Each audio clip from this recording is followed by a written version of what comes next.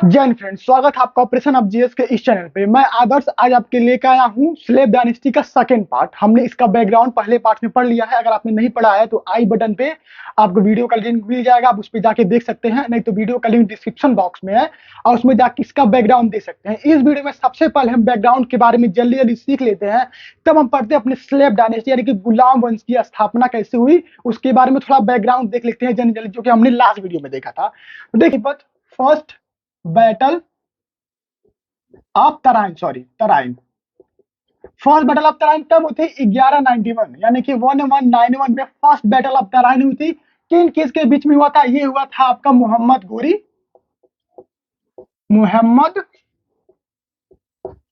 गोरी वर्सेस पृथ्वीराज चौहान। किसके बीच में हुआ था? मोहम्मद गोरी वर्सेस पृथ्वीराज चौहान। ये फर्स्ट बैटल ऑफ पानीपत हुई। किसमें हुई थी? पृथ्वीराज चौहान। इसमें होता क्या है? पृथ्वीराज चौहान जीत जाते हैं। क्यों जीत जाते हैं? क्योंकि ये कई सारी मराठाओं को एक साथ लेके आते हैं, कई सारे राजपूतों को एक साथ लेके आते हैं, जिसकी वजह से मोहम्मद गोरी से ये जीत जाते हैं। उसके बाद फिर क्या होता है? सेकंड बैटल ऑफ पानीपत यानी कि सेकंड बैटल ऑफ तराइन यानी कि तराइन की दूसरी लड़ाई। ये कब होता है? देखिए, second battle of Tarain, second battle of Tarain कब होता है? ठीक एक साल बाद होता है, यानी कि 1192 में फिर क्या होता है? Second battle of Tarain. ये किन किन के बीच में होता है? फिर मोहम्मद गोरी फिर वापस आता है पृथ्वीराज चौहान, क्या होता है? पृथ्वीराज चौहान से लड़ने। तो ये फिर किन किन के बीच में होता है? Mohammad Ghori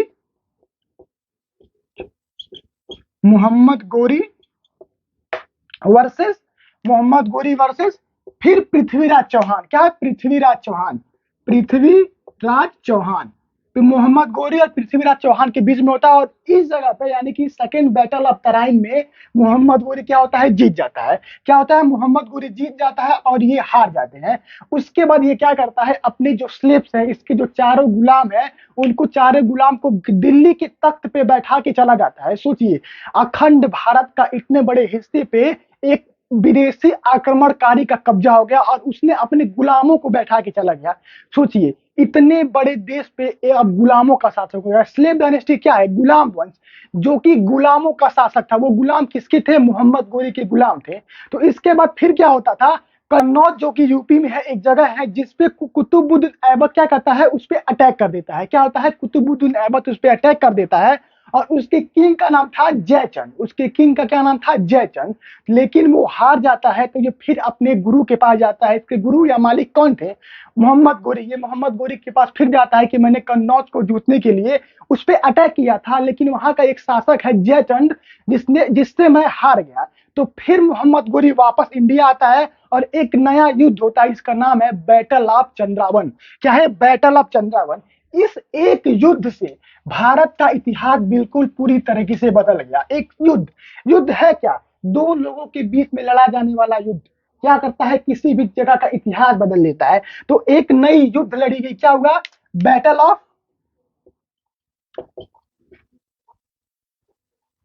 of Chandawar. WAN। Battle of Chandawar किन किन के बीच? कब हुआ? 1194। देखिए, 1192 यानी 1191 में फर्स्ट बैटल ऑफ तराइन हुई। 1192 यानी कि 1192 में सेकेंड बैटल ऑफ तराइन हुई। उसके बाद ये कन्नौज पे अटैक किया। उसके बाद ये हुआ बैटल ऑफ चंदावन। क्या है?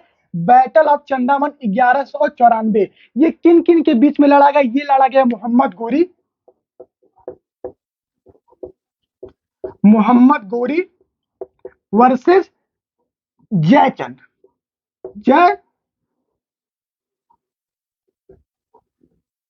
जयचंद। देखिए, क्या लड़ा गया? मोहम्मद गोरी वर्सेस जयचंद। इसमें क्या हुआ? जयचंद हार गया। जयचंद पूरी बुरी तरीके से हार गया और मोहम्मद गोरी जीत गया। इस लड़ाई ने पूरे भारत का इतिहास बदल दिया कि अब जो मुसलमानों का शासन था भारत में, अब वो मुसलमानों का शासन काफी लंबे समय तक चलेगा। एक युद्ध, बैटल ऑफ चंदावन, क्योंकि एग्जाम्स में आपको पूछ देता है कि इसको क्रोनोलॉजी ऑर्डर में अरेंज कीजिए कि कौन सा बैटल पहले हुआ था, कौन सा बैटल बाद में हुआ था। इसलिए मेडिवल हिस्ट्री में आपको ये क्रोनोलॉजी ऑर्डर याद रखना पड़ेगा। इसका मतलब ये है कि उस बैटल्स का डेट आपको याद रखना पड़ेगा कि वो बैटल कब होगा। तो ये था हमारा बैकग्राउंड जो कि हमने लास्ट वीडियो में पढ़ा। अब यहाँ से क्या स्टार्ट होता है, अब यहाँ से स्टार्ट होगा आपका नए वंश की स्थापना, इसका स्लेव डायनेस्टी। स्लेव डायनेस्टी, सोचिए इतने बड़े अखंड भारत पे अब गुलामों का शासन होगा, यानी कि गुलाम अब राजा बन गया।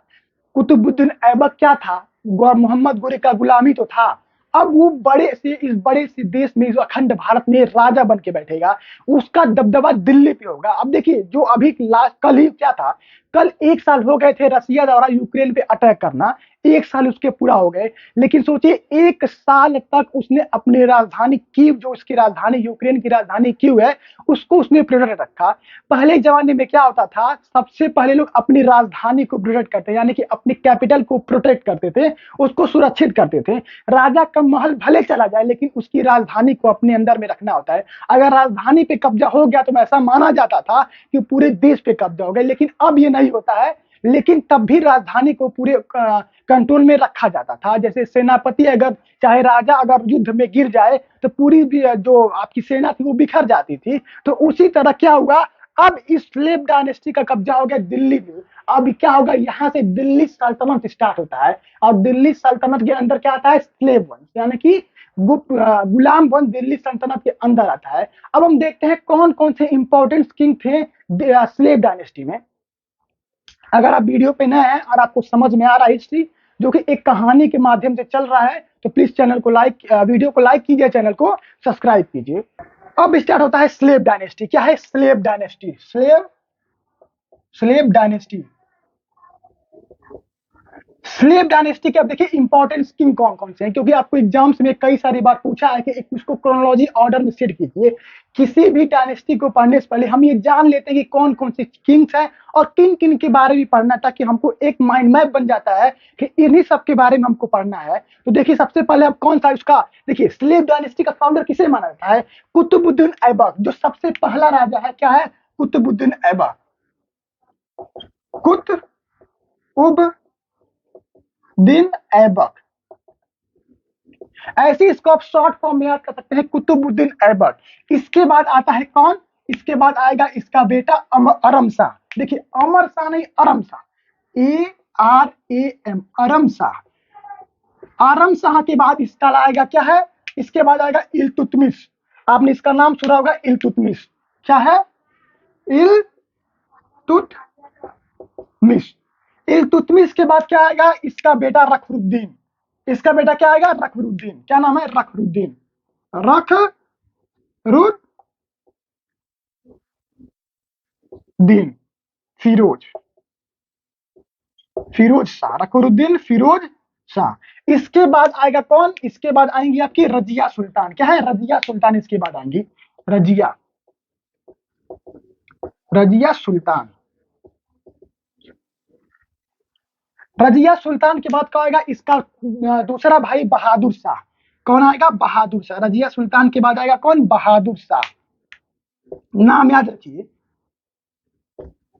बहादुर शाह सेकंड। और बहादुर शाह सेकंड के बाद आएगा बलबन, गयासुद्दीन बलबन। इसके बाद कौन आएगा, बलबन।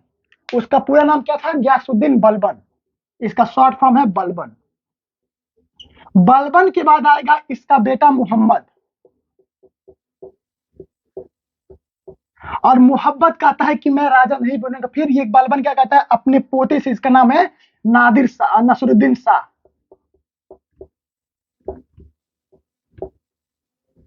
नसरुद्दीन शाह। और नसरुद्दीन शाह को मारेगा कौन, इसको कौन मारेगा, स्लेव डायनेस्टी के बाद गुलाम वंश के बाद क्या आता है, खिलजी वंश, यानी कि खिलजी डायनेस्टी। इसके बाद आएगा खिलजी डायनेस्टी। तो देखिए क्या होता है, किसी भी नई डायनेस्टी के स्टार्ट होने के पहले अपने तो ऐसे इतिहास में क्या हुआ है, पुरानी डायनेस्टी के लास्ट किंग को मार के एक नई डायनेस्टी की स्थापना हुई। तो देखिए क्या होता है, अगर इसके स्क्रीनशॉट लेना चाहे तो ले सकते हैं। कौन कौन से किंग सबसे पहले आए, तो सबसे पहले आया कुतुबुद्दीन ऐबक। उसके बाद उसका बेटा अरम शाह आएगा। हरम शाह के बाद उसका बेटे उसकी जो उसका एक स्लेव था आपका कुतुबुद्दीन ऐबक का, उसका नाम है इल्तुतमिश। इल्तुतमिश के बाद आएगा उसका बेटा रखरुद्दीन। रखरुद्दीन के बाद आएगा रजिया सुल्तान। रजिया सुल्तान के बाद आ जाएगा बहादुर शाह सेकेंड। बहादुर शाह सेकेंड को मारेगा बलबन, और बलबन अपने बेटे को बोलेगा मोहम्मद से कि तुम राजा गद्दी पे बैठ जाओ, लेकिन वो मना कर देगा। फिर उसके बाद उसका परपोता नादिर नसरुद्दीन शाह गद्दी पे बैठेगा, और नसरुद्दीन शाह का ही एक कमांडिंग ऑफिसर यानी कि उसका प्रोटेक्ट करने वाला था, आर्मी ऑफिसर था। कौन था? जलालुद्दीन खिलजी। क्या था? जलालुद्दीन खिलजी। और वही मारेगा किसको? वही मारेगा नसरुद्दीन शाह को, और नए वंश की स्थापना होगी जिसका नाम पड़ेगा खिलजी डायनेस्टी। तो ये था एक आउटलुक आपका किंग्स के बारे में। अब करेंगे कि हम एक एक करके हर किंग्स के बारे में पढ़ेंगे, कुतुबुद्दीन ऐबक ने क्या किया, हरम शाह ने क्या किया। इसके लिए अगर वीडियो आपको समझ में आ रहा है, आपको टॉपिक अगर समझ में आ रहा है, प्लीज वीडियो को लाइक कीजिए, चैनल को सब्सक्राइब कीजिए, और अगर आप कुछ पूछना चाहते हैं कमेंट बॉक्स में इससे रिलेटेड, आप वहां भी पूछ सकते हैं। हम किसको पढ़ते हैं? हम पढ़ेंगे कुतुबुद्दीन ऐबक। क्या पढ़ेंगे? कुतुबुद्दीन। सबसे पहले हम टॉपिक डालते हैं कुतुबुद्दीन ऐबक के बारे में। कुतुबुद्दीन ऐबक, कुतुबुद्दीन ऐबक। कुतुबुद्दीन ऐबक कौन था? ये था फाउंडर ऑफ स्लेव डायनेस्टी। क्या था? देखिए, सारे पॉइंट्स को मैंने लिख रहा हूं, जो इंपॉर्टेंट पॉइंट्स हैं उसको मैं लिख, क्योंकि आपके पास बुक ऑलरेडी होगा, आपके पास बुक होगा, आप बुक समझिए। मेरा काम यह है कि मैं एक आउटलुक दूं, एक बारे में समझाऊं, एक स्टोरी बताऊं आपको इतिहास की, जिससे आपको उसको समझ में आए कि कुतुबुद्दीन ऐबक या और भी सारे किंग्स ने क्या किया था। अगर मैं सारे पॉइंट्स को लिखने लग जाऊंगा तो इसके लिए बुक और पढ़ाने में कोई अंतर नहीं रहेगा मेरे में। तो क्या था ये? सबसे पहले क्या था? Founder, founder of slave dynasty. Slave, ये क्या था? Founder of slave dynasty. और इसने किया क्या था इसके बारे में देखिए। ये खुद क्या था? ये एक टर्किश स्लेव था। क्या था? एक टर्किश, टर्किश क्या था? स्लेव था। और इसको खरीद, ये किसका स्लेव था? ये तो मोहम्मद गोरी, मोहम्मद गोरी। मोहम्मद गोरी का क्या था? ये गुलाम था। ये क्या था? स्लेव। ये टर्की से आया था, और ये मोहम्मद गोरी का स्लेव था, यानी कि गुलाम था। कुछ ही समय में, यानी कुछ आने वाले समय में, इसने अपने जनरल यानी अपने राजा के प्रति इतना वफादारी निभा दिया था कि वो बहुत ही चहीता और इम्पोर्टेंट आदमी बन चुका था उसके लिए। तो ये था, टर्की से आया था, मोहम्मद गोरी का स्लेव था ये। इसको फाउंडर कहा जाता है स्लेव डायनेस्टी का। और इसके एक गुरु थे, आपने सुना होगा कि दिल्ली में कुतुब मीनार, आप में गए होंगे, यानी आप फोटोज में देखेंगे, उसके बारे में सुना होगा कुतुब मीनार के बारे में। एक मीनार है दिल्ली में, इसका नाम है कुतुब मीनार। तो कुतुब मीनार इसी ने बनवाया था। तो क्वेश्चन अगर पूछे तो कुतुब मीनार किसने बनाया था? कुतुबुद्दीन ऐबक। कुतुबुद्दीन ऐबक ने कुतुब मीनार बनाया था। क्या था? कुतुब मीनार, कुतुब मीनार, कुतुब मीनार बनवाया था। और ये कुतुब मीनार किसके नाम पे बना थे? इसके एक गुरु थे, कुतुब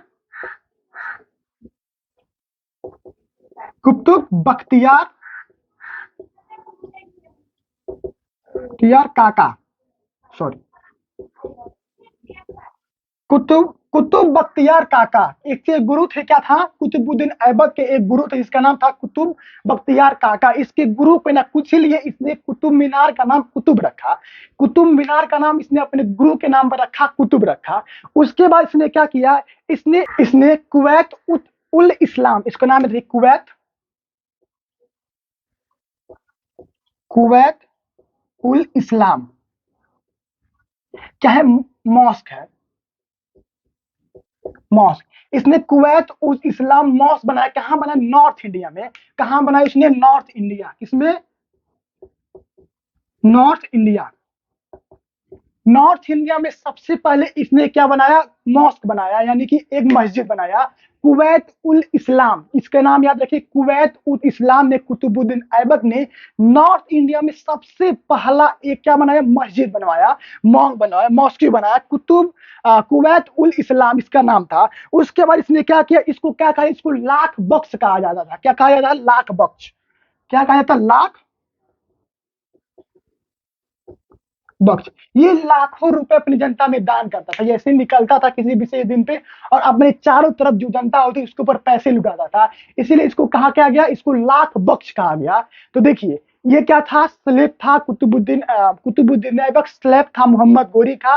ये टर्किश था और ये जल्दी ही अपने राजा की नजर में आया और ये कमांडिंग या जनरल बन गया अपनी आर्मी का। उसके बाद इसके गुरु ने इसको इंडिया में छोड़ा और उसके गुरु मतलब इसके मालिक ने इसको इंडिया में छोड़ा और उसके बाद ये इंडिया पे शासन करने लगा और ये फाउंडर बना स्लेब डायनेस्टी यानी कि गुलाम वंश का ये फाउंडर बना। उसके बाद Kuwait ul Islam north India में सबसे पहला मॉस्क इसने बनवाया। उसके बाद इसको लाख बख्श कहा गया क्योंकि ये जब जनता में निकलता था तो लाखों रुपए जनता में दान करता था। उसके बाद इसको कहा गया इसने एक कुतुब मीनार बनाना स्टार्ट किया। कहाँ के स्टार्ट किया? कुतुब मीनार। कुतुब मीनार जो कुतुब मीनार पड़ा है नाम उसके कुतुबुद्दीन बख्तियार काका इसके गुरु थे, उसके नाम भी इन्होंने अपने कुतुब मीनार का नाम कुतुब रखा। तो ये था कुतुबुद्दीन ऐबक के बारे में। उसके बाद होता क्या है, ये घोड़ा चलाते समय गिर जाता है, घोड़े से गिर जाता है हॉर्स राइडिंग के समय, यानी कि हॉर्स राइडिंग के समय ये घोड़े से गिर जाता था और जिसकी वजह से इसकी मौत हो जाती है। तो हॉर्स राइडिंग की वजह से देखिए, हॉर्स राइडिंग हॉर्स राइडिंग की वजह से इसकी क्या हो जाती है? मौत हो जाती है। और इसके बाद इसका क्या होता है? लड़का, इसका लड़का आता है, इसका नाम पड़ता है अरम शाह। इसका लड़का, इसका नाम है अरम शाह। अगर आप इसको नोट करना चाहे तो नोट कर सकते हैं, नहीं तो मैं इसको ही रोज कर रहा हूं, आप इसमें शॉर्ट भी ले सकते हैं। तो इसके बाद एक लड़का इसका था, इसका नाम था अरम शाह। हमने अभी क्रोनोलॉजी ऑर्डर के किंग में पढ़ा कि कौन कौन से किंग इंपॉर्टेंट है। तो अरम शाह कभी गद्दी पे बैठा नहीं। अरम शाह क्या था? देखिए, अरम शाह अरम शाह अरम शाह कभी गद्दी पे बैठा नहीं। क्या था? ये इसका बेटा था। क्या था? इसका सन था। और इसका एक स्लेब था, इसका खुद का एक गुलाम का भी गुलाम, इसका नाम था इल्तुतमिश। इल्तुतमिश। ये अभी क्या है? ये अभी छोटा बच्चा है। क्या है? छोटा है। ये अभी छोटा है जो कि गद्दी पे नहीं बैठ सकता था। और इसकी एक बेटी थी, डॉटर। इसकी एक डॉटर थी। तो देखता है कि ये अरम शाह तो अभी छोटा है, इल्तुतमिश का देखता है, इल्तुतमिश खुद एक गुलाम है कुतुबुद्दीन ऐबक का। तो इल्तुतमिश देखता है कि अभी ये छोटा है, तो इस लड़की से, इसकी बेटी से क्या करता है? लव कर लेता है, यानी कि इसको अपने प्यार के जाल में फंसाता है और क्या कर लेता है? इससे शादी कर लेता है। तो इसकी शादी करने के बाद अब ये बनेगा स्लेव डायनेस्टी का अगला राजा, क्योंकि इसका भाई अरम शाह भी छोटा था। और ये क्या करता है? अपनी वाइफ यानी कि अरम शाह की बेटी के साथ मिलके ये अपने साले को ही मरवा देता है, यानी कि अरम शाह को मरवा देता है। तो इतिहास में है क्या? एक दूसरे को ही लोग मारेंगे और एक नए वंश की स्थापना होगी। बाप बेटे को मारेगा, बेटा बाप को मारेगा, पति पत्नी को मारेगी, पत्नी अपने दूसरे पति को मरवाएगी। तो क्या हुआ? इल्तुतमिश ने अपने साले अरम शाह को मरवा दिया और खुद गद्दी पे बैठ गया। तो देखिए, ये था एक क्रोनोलॉजी ऑर्डर। देखिए कैसे एक इल्तुतमिश स्लेव होके कैसे एक गद्दी पे जाके बैठ गया। तो ये था कुतुबुद्दीन ऐबक के बारे में। इसके बाद एक इंपॉर्टेंट क्वेश्चन आया था यूपीपीसीएस। क्या क्या क्वेश्चन था? देखिए, यूपीपीसीएस 2016 में एक क्वेश्चन आया था कि कौन सा ऐसा दिल्ली सल्तनत में ऐसा किंग था जिसने सबसे पहले अपनी कैपिटल को शिफ्ट किया था, यानी कि राजधानी को सबसे पहले शिफ्ट किया था। तो उसका नाम क्या था? कुतुबुद्दीन ऐबक ने सबसे पहले उसका कैपिटल लाहौर था। क्या था? लाहौर। लाहौर था। इसके बाद इसने दिल्ली शिफ्ट कर दिया। क्या था? इसने दिल्ली शिफ्ट कर दिया। ये यूपीपीसीएस 2016 का क्वेश्चन है कि दिल्ली सल्तनत में कौन सा ऐसा फर्स्ट किंग था जिसने अपनी कैपिटल यानी कि राजधानी को शिफ्ट किया था। तो उसका नाम था कुतुबुद्दीन ऐबक। अब कौन आएगा? अब आएगा इल्तुतमिश। कुतुबुद्दीन ऐबक खत्म हो गया, अब आएगा इल्तुतमिश। अब देखते हैं उसके बारे में। अगर आपको यहां तक समझ में आ गया ना, वीडियो पे यहां तक है, आपको समझ में आ रहा है, तो प्लीज वीडियो को लाइक कीजिए और चैनल को सब्सक्राइब कीजिए ताकि हमारे सब्सक्राइबर्स बढ़ें और हमें मोटिवेट मिले ताकि हम और वीडियो बना पाए। तो देखिए, ये था हमारा कंप्लीट कुतुबुद्दीन ऐबक के बारे में। अब हम पढ़ेंगे इल्तुतमिश के बारे में। दोस्तों, अब आता है इल्तुतमिश, नया राजा। कुतुबुद्दीन ऐबक, अरम शाह, अब इल्तुतमिश क्या है? उसका स्लेव है, यानी कि कुतुबुद्दीन ऐबक का ही वो क्या है? स्लेव है, यानी कि गुलाम है। तो देखिए क्या होता है, इल्तुतमिश को real founder of slave dynasty कहा जाता है। क्या कहा जाता है? Real founder. Real founder of real founder of slave dynasty. Slave dynasty, इसको real founder of slave dynasty क्यों कहा जाता है? देखिए, इसके समय पे मंगोल्स ने अटैक किया था, यानी कि चंगेज खान ने अटैक किया था। देखिए ये भारत का हिस्सा है, ये भारत का हिस्सा है, और ये भारत का ऊपरी वाला हिस्सा है जिधर आपका ये है, और इधर आपका अफगानिस्तान है। तो इधर से क्या हुआ, इधर से मंगोलों ने अटैक किया, यानी कि चंगेज खान ने ऊपर वाले हिस्से से क्या किया, इंडिया में अटैक किया। अब इंडिया में अटैक करने का मतलब ये है कि दिल्ली पे इस पर दबदबा बना हुआ है, जिसका दिल्ली पे शासन, इस पे पूरे देश पे कंट्रोल है, यानी कि जिसका राजधानी पे कंट्रोल है उसके पूरे देश पे कंट्रोल है। तो ये इधर से आता था, और इधर एक क्या पड़ता है, ख्वाजीगन अंपायर। क्या नाम पड़ता है, ख्वाजीगन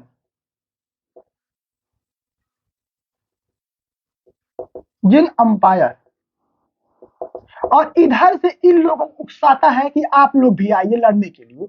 तो क्या होता है, ये दोनों आपस में भिड़ जाते हैं, यानी कि चंगेज खान और ख्वाजेगन अंपायर के लोग आपस में भिड़ जाते हैं, और चंगेज खान को वापस लौटना पड़ता है। तो इससे क्या किया, इसने दिल्ली से क्या किया, इसने अपनी कैपिटल दिल्ली को बचा लिया।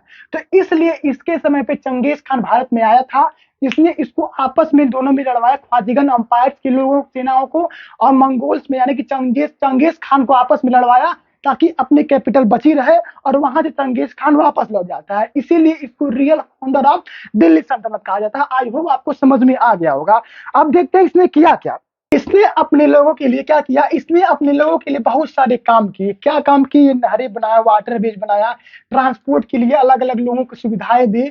उसके बाद इसने क्या किया, एक नया सिस्टम लेके आया था, एक दो नए सिक्के लेके आए थे, सिल्वर टका एंड कॉपर जित्तल। क्या नाम है, सिल्वर टका, सिल्वर टका, सिल्वर टका एंड कॉपर जित्तल, कॉपर जित्तल, सिल्वर टका एंड कॉपर जितर। ये पीवाईक्यू है। क्या है पीवाईक्यू, ऑलरेडी ये सीडीएस और एनडीए में पूछा जा चुका है। पीवाईक्यू यानी कि प्रीवियस ईयर क्वेश्चंस ऑलरेडी जा चुके हैं कि सिल्वर टका और कॉपर जितर कौन सी दिल्ली सल्तनत के किसने इस सिक्कों को इशू किया था, इन कॉइन्स को इशू किया था। तो किसने किया था, इल्तुतमिश ने सिल्वर टका एंड कॉपर जितल की दो कॉइन्स है जिसको उसने इशू किया था। इसके बाद इसने एक नया सिस्टम लेके आया था, इकदबदारी सिस्टम था, इकदबदारी इकदबदारी सिस्टम, सॉरी, इकदबदारी सिस्टम से आप क्या समझते हैं। तो देखिए इकदबदारी सिस्टम में ये होता था, देखिए जो किंग्स की जो जैसे मान लीजिए ये बहुत बड़ा क्या है, सॉरी ये मान लीजिए ये बहुत बड़ा एक अंपायर है, ये मान लीजिए ये भारत है, ये क्या है, ये भारत, ये फैला हुआ है, फैला हुआ है, ये भारत है। तो इकदबदारी सिस्टम में ये होता था कि इतने बड़े भारत पे कंट्रोल नहीं किया जा सकता एक किंग के द्वारा। तो इतने छोटे छोटे हिस्से को, इतने छोटे छोटे हिस्से को अलग अलग सेनाओं की सेनापति को दे देता था। क्या करता था, अलग अलग सेनाओं को दे देता था कि इस जगह पे अब टैक्स तुम कलेक्ट करोगे और सारा चीज तुम करोगे। उसके बाद कुछ हिस्से को अपने अंडर में रखता था। लेकिन देखिए किंग होने की वजह से ये पूरा एरिया उसके कंट्रोल में था, लेकिन इन पर्टिकुलर जगहों पे उसने अपने लोगों में बांट दिया था कि इन जगहों पे तुम कलेक्शन टैक्स कलेक्ट करो, उसकी सारी जिम्मेदारी तुम्हारी थी। लेकिन जब मुझे जरूरत होगी तो सारा मैं एक मिला के एक लेके लड़ूंगा। तो वहां पे तुम टैक्स कलेक्ट करो, वहां अपने सेनाओं को तुम अपना जो तनख्वाह है, उसकी जो सैलरी है, तो वहां की सेनाओं को तुम खुद दे दो। उसके बाद जो बचता है वो धन, मतलब कंट्री कोष यानी कि राज्य कोष में उसको भेज दो। तो ये होता था। इसलिए जो जमीन के सॉरी जो जमीन राजा के अंडर में आती है इसको क्या कहा जाता है, खलीसा। जो जमीन राजा के अंदर आती है वो क्या कहा जाता है, खलीसा, खलीसा। और जो उसके अन्य पब्लिक्स के ऊपर आती है, जैसे मान लो कोई आर्मी ऑफिसर है, कोई ब्रिगेडियर है, कोई और मंत्री है, उसके अंडर में जो जमीन आती है इसको कहा जाता है इब्बत, इसको कहा है इकतब। तो ये देखिए इकदबदारी सिस्टम में आप क्या समझते हैं, ये अपने समझा। इकदबदारी सिस्टम वो होता था कि राजा बड़े से इलाके में कंट्रोल न करने के बाद छोटे छोटे जगहों को अपने लोगों में दे देता था, अपने आर्मी ऑफिसर्स को दे देता था, ताकि उन जगहों का जो डेवलपमेंट हो सके या वहां का जो कंट्रोल हो वो तुम्हारे हाथ में रहे। पूरा कंट्री तो मेरे अंदर में है, लेकिन उस पर्टिकुलर जगह पे तुम्हारा अधिकार होगा, वहां तुम टैक्स कलेक्ट करो, अपनी सेनाओं को तुम वहां तनख्वाह दो। उसके बाद जो भी पैसा बचता है वो तुम केंद्र यानी कि दिल्ली में भेजो, हमारी धन कोष में यानी कि राजकोष में जाएगा। लेकिन जो जब बात आएगी सेनाओं के लड़ने की, तो मैं जब भी बोलूंगा तुम अपनी सेना लेके आओगे। उसके बाद इक्तदारी सिस्टम में ये था कि जो एरिया पूरा एरिया तो किंग दूसरे को कंट्रोल में देगा नहीं, तो जो एरिया किंग के अंदर आता था, जो राजा के अंदर आता था, उसको क्या कहा जाता था? उसको कहा जाता खलीसा। और जो अपने लोगों में देता था उसको कहा जाता इकबत। तो ये था इकतदारी सिस्टम। आई होप आपको इकतदारी सिस्टम समझ में आ गया होगा। अगर अब तक आप वीडियो में है तो प्लीज वीडियो को लाइक कीजिए, चैनल को सब्सक्राइब कीजिए। देखिए एक इंपॉर्टेंट चीज जो इल्तुतमिश ने किया था, तुर्कुन ए चहालगिनी। देखिए क्या नाम था? तुर्कुन। क्या नाम था? तुर्कुन। तुर्कुन ई चहालगिनी। चहालगिनी। इसके बारे में क्वेश्चन जरूर पूछता है कि तुर्कल ए चहालगिनी किसने स्टार्ट किया था? तो इसने स्टार्ट किया था इल्तुतमिश ने। तुर्कुल ए चहालगिनी क्या था? तुर्कुल ए चहालगिनी। इसके क्या था? इसमें 40 मेंबर्स थे। क्या था? 40 मेंबर। क्या थे? 40 मेंबर्स। यानी कि 40 लोग इसमें शामिल थे। और इसमें 40 लोग शामिल होकर करते क्या थे? ये एडवाइस देते थे। क्या करते थे? एडवाइस। एडवाइस किसको देते थे? किंग को।